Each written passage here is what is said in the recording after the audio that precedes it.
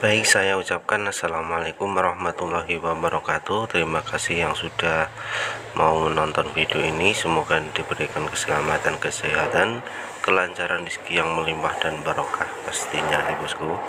Tidak usah lama-lama, kali ini saya akan nge-review sebuah tempat untuk teralis pom ini. Ini adalah rangkanya nampak dari samping, platnya sudah saya pasang, saya titik las dari samping kanan dan kiri, dan seperti ini untuk yang sebelah kiri, dan itu adalah pintu dari depan. Dan ini adalah proses pendasaran cat. Kita lakukan dasar cat dengan epoksi.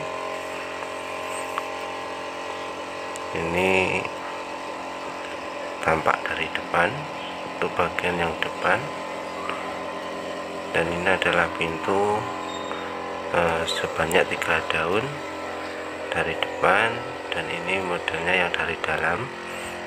Nah, seperti ini kita berikan titik las dari dalam juga untuk pemasangan plat. Ya bosku, dan untuk ukuran kontainer atau teralis pom ini adalah yang depan 210 cm, samping 130 cm, dan nampak lebarnya itu 150 cm. Dan untuk tinggi pintu yang depan 160 cm, dan yang belakang 180 cm. Ya bosku, ini tahap untuk pengecatan secara keseluruhan sudah selesai.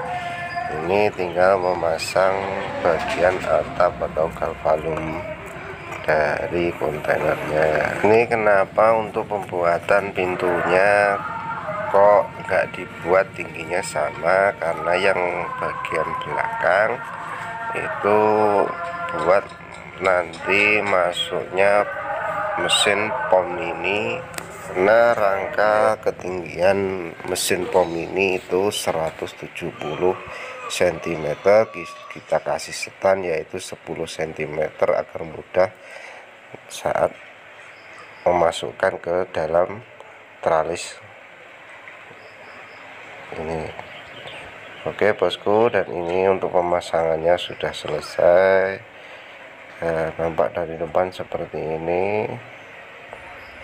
Ayo bosku, cukup sampai di sini untuk videonya kali ini. Terima kasih yang sudah menonton videonya, dan mohon dukungannya juga untuk subscribe ke channel ini agar bisa lebih berkembang lagi.